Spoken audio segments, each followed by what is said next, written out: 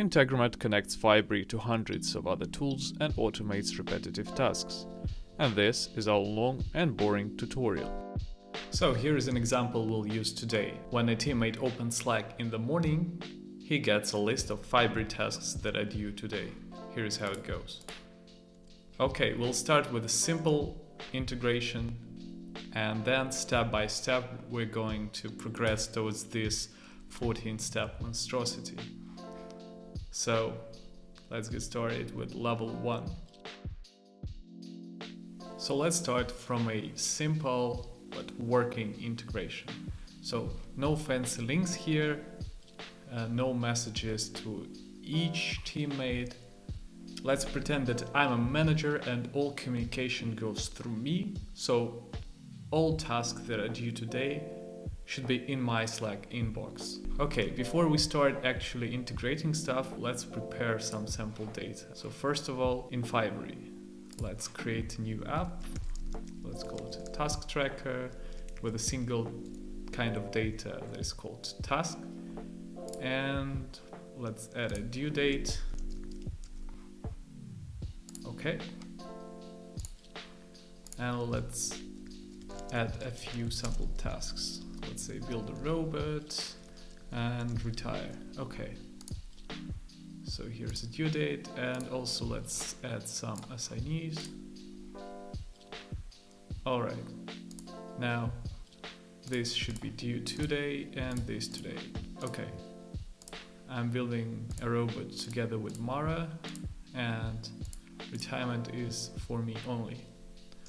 Alright, the sample data is here. Now let's build a simple integration. Let's go through to Integromat and create a new scenario, which is a piece of integration basically. Let's keep this for a while. Alright, let's start with Fibery. So what we're trying to do is we're trying to find entities that are due today. So we need to find entities. Okay, this is the wrong connection. Let's add a new connection. It will be to my demo account. Okay, Anton demo.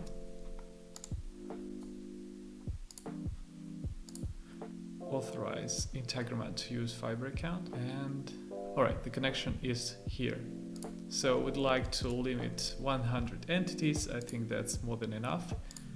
Type is a kind of data that we're looking for, so it's task tracker task.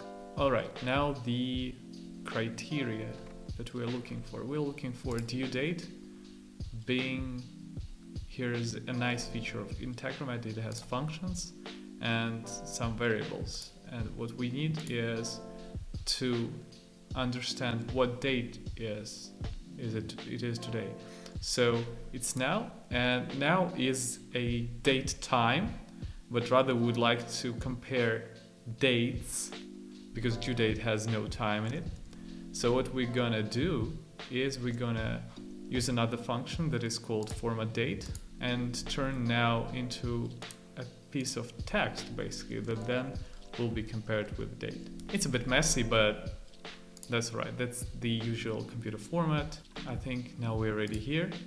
By the way, our integration should work once every day in the morning. So let's say it would be 11 o'clock. So let's try this integration. So far it's pretty basic. Here, let's see what we've got. Okay, we've got two bundles, so two pieces, two chunks that Integromat will work with in the next steps. So the first one is for build a robot and the next one is for retire. So looks pretty good right now. So this is the first step.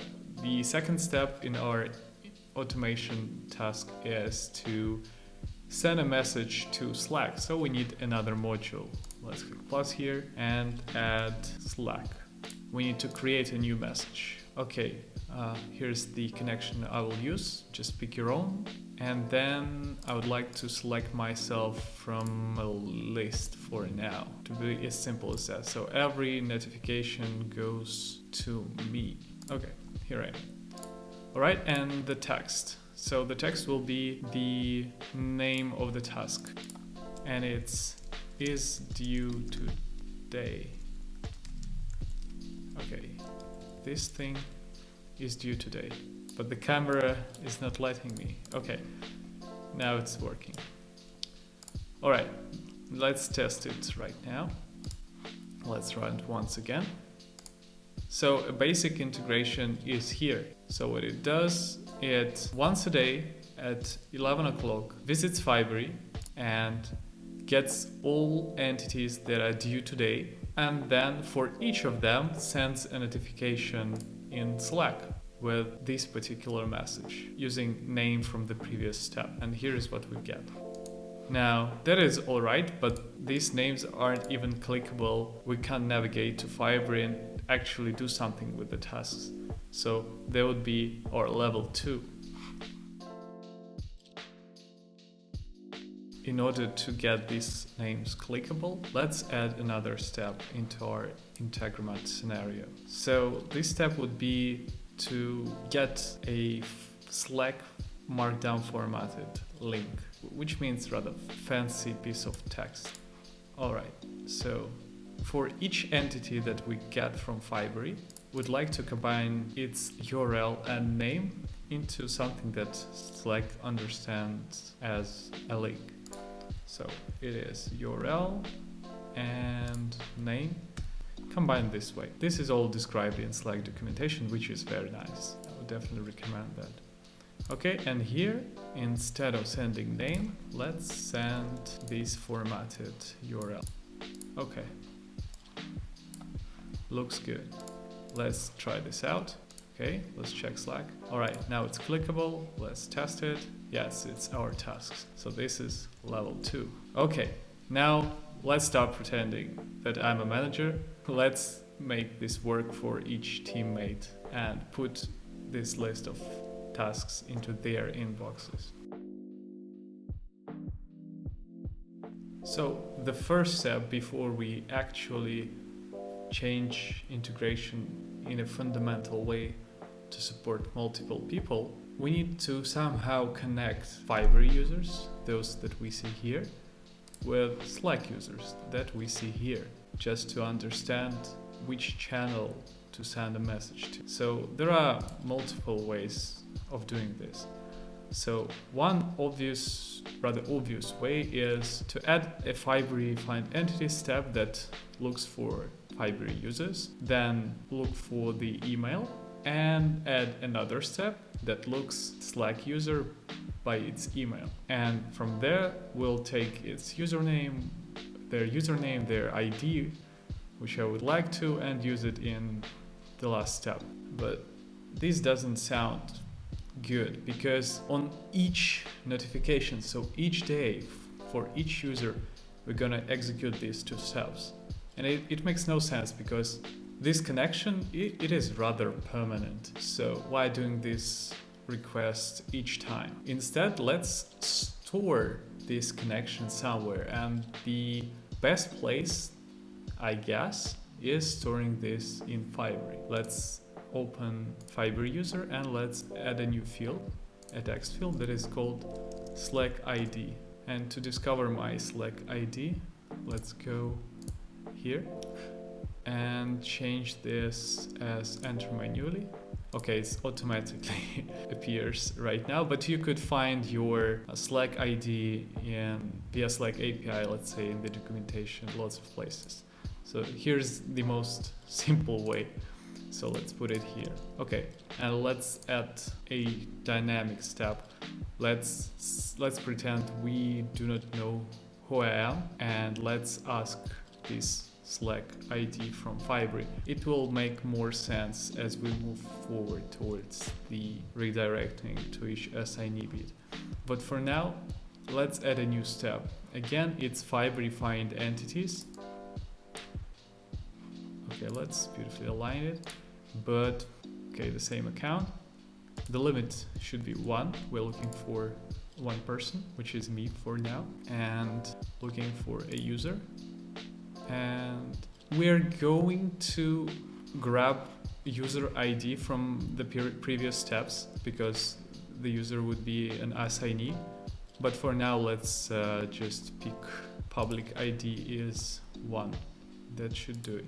And here, instead of using a hard-coded Slack ID, let's use Slack ID from the previous step. Okay, so it's more dynamic now. Okay, let's test it out. The results should be exactly the same as we saw in the previous level. Okay, looks nice. The result is the same. Now to actual next level, let's redirect those messages into different inboxes. And this is where Integromat shines. Okay, now the interesting part. So what we get now is a notification for each task. And what we would rather like to have is a notification for each task and each assignee. All right, so how do we do that? In terms of data, here's what we've got from the Fibery module, like 2 bundles, one for each entity. And inside each entity is a collection of assignees. What we'd rather like to have is for each card that contains multiple assignees to have multiple bundles, then gets processed into multiple notifications. So how do we transform this into that? Is there any module to help us? Luckily, yes, there is. And it's called Iterator, and it what makes Integromat special. So let's add this module right here. So it's part of flow control. Okay, right here. So it expects an array to split a bundle by, in our case, this is an array of assignees. Okay. So after we do that, this transformation, what we expect is to have 3 notifications instead of 2. So let's try this out. Okay, looks nice. Let's double check. Yes, 3 notifications. But so far, all notifications are in my inbox, which is not nice. And this happens because we have hard-coded public ID right here. So instead, we'll use the user ID from the previous step, from the Iterator step. Since it splits arrays, we could see the actual values inside. So the ID, the name. Okay, looks nice. Let's save it. And let's try again. So what we expect now that I have 2 notifications and Mara has only 1. Okay. Okay, 3 looks nice. Okay, I've got 2 notifications and Mara, which is for testing purposes Slack bot, receives 1. It's rather nice. And you could definitely stop at this point. So this is already working. Again, each day in the morning, it gets all Fibery entities that are due today. And for each task and each assignee sends a Slack message. Perfectly fine integration. There is a slight annoying thing, is that I have multiple notifications each day, which is not nice and not pretty, you see right here. I would rather like to have a single message each day. So how do we do that? This is the next level. Okay, how do we get one message instead of multiple messages each day? So let's get back to the data structure. What we're trying to do is trying to, once again, have 2 bundles instead of 3. But this time, the bundles should be grouped by people rather than by tasks. Okay, is there any module that does that? You probably could tell by now. So it's a module called Array Aggregator. Nice. So what it does, it combines multiple bundles into a single one with an array inside. That's exactly what we need. So let's add it here, okay? A part of flow control once again. What we'd like to have is to have Fibery entities. Be careful here. It's Fibery entities. All we need basically is text from here, the link, nothing else. And this little thing. What we'd like to do is to group them by ID of a person. So you see, we use all the previous steps here. It's quite powerful stuff. Okay, get entities, inside them just pick the text that we form here. Remember, it's a Slack link, and group them by ID of assignees that we get by splitting array into multiple bundles. But right now, since we changed this structure, we need to change the next steps too. So here, let's use ID not from this step, but rather from the previous one. We use the key that we used to group bundles by. Remember, the key is the user ID, so it's nice. Now again, the tricky part, not the tricky part so far, it's due date. And then, okay, we'd like to have a list of entities, basically, one below another. And what we have instead is an array of texts. So how do we transform this array into a string? Again, luckily, Integromat has some functions. And what we really need is array functions right now. So the first one that we'll need is to map complex array into a simple one. So now we've got an array that has text inside. What we really need is something more simple. So it's a function map that we need. So we'll take that array of ours, and we need this thing, this attribute, and we need its raw name, and its raw name, as you see, is value over here. So yes, this is not intuitive. I mean, sometimes I wish it was Zapier, but Integromat is more powerful. And the next function is join, and this is a usual function that you would see in any programming language commonly used. It's a function that takes an array and joins it into a string, combines it into a string, and what it needs is a separator, and we'd like to have it not a comma or something. We need a new line, so it could be beautiful. Okay, looks pretty nice. Okay, let's double check everything. So in Fibery, we would like to have a key here. All right, looks nice. Here, group by ID text. All right, everything looks all right. So what do we expect right now? We expect to have one message per person. So I'll get one notification and Mara will get one. Let's try this out. Let's cross our fingers. Okay, two, okay. I love that number right now. Okay. A list of tasks for me and one for Mara. Perfect. Now you should definitely stop here. So the practical thing ends here. This is a perfectly valid integration that you should use daily, but for the sake of the exploration of Integromat, we'll continue 2 more levels. And the next level is handling errors. So what happens if for some reason Fibery is unavailable or Slack is down? We'd like our automation to fail gracefully. To do that, we'll need to add error handling, so it's a part of flow control too. And there is a beautiful module that is called break, which basically stops the execution of a bundle if an error occurs, and it has this magical checkbox that allows to basically try again with the same data, which is perfect in our case. And in order for it to work properly, we need to allow storing incomplete executions for our scenario. And the same thing goes for these 2 modules. 1 and 2. Let's put 2 attempts in 10 minutes here.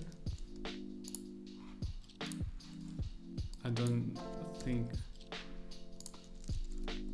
Slack could be down for such long periods of time. And here's the difference. So here we've got only one bundle to work with, and if this module fails, we could just stop and do nothing. But in this case, we've got several bundles working in parallel, and if one fails, that means most certainly that Fibery is down, and there is no sense in executing the third bundle in parallel. So what we'd like to do is rather to wait for some time, let's say for 60 seconds before continuing with the next bundles. And the same for Slack, just to increase our chances of this scenario executing properly. Okay, so these are purely optional things to do. Feel free to ignore this altogether, but if you would like to have a really good production-ready automation, here's what you could do. And Integromat has its own tutorials, obviously, on error handling. I would recommend them. Now, in the next level, we'll think how to prevent duplicate notifications. Because if we launch this automation several times during the same day, so each person will get multiple messages, and spamming your teammates is not a good idea. So let's figure out how do we prevent that. To prevent duplicate notifications, we'll remember which user and on which date has already received a notification. So to do that, we'll need to save some data inside Integromat, and this is possible thanks to data stores. So these are basically tables in a relational database. Let's add one in our notification store, and let's add our notification structure. We need to remember Fibery user ID, which is text and is required, and the date. Okay. Yes, should be strict. All right. It could be bigger in paid plans, but we don't need a huge data store right now. Let's browse it. Okay, it's empty for now. What we'd like to do is when a bundle successfully executes, at the last step, we'd like to save data into data store, and during the next execution, we'd like to check if there is something in the data store already. So let's add record here to notification store. Let's pick our Fibery user ID and our date, which is today. So I cheated and created a variable which stores some value and set it to, let's see, formatted now date, just to save us some time. Okay, let's redo this once again. Okay, and just to make it simpler, we'll use a combined key that is ID of the user and today, so it's easier for us to check if a record exists. Okay, so we're right here, and then we'd like to check for each user and each date whether we have already sent a notification. So let's check the existence right here before we actually go to Fibery and ask for Slack ID. So the same data store, in the same key combination. All right, and let's set up a filter here. So exclude, which says if this already exists, do not send anything. So we'll need to, okay, so if this checks out, this should continue. Okay, let's try it for the first time, and we expect to see exactly the same result as we saw previously. Okay, 2 messages, 2 notifications, nice. And let's see how our data store looks like. It should be filled with a couple of values, and it is. Beautiful. Now let's run the same scenario again, and what we expect is no notifications will be sent and the execution is a success. Let's check this out. Okay, yeah, it stopped here, which is all right. We have no new messages in Slack. So this concludes our step-by-step tutorial. We hope that it has been helpful to you. In case you've got any questions, please post them as comments below, or feel free to contact us via Intercom. We would be happy to help you setting up your Fibery automations.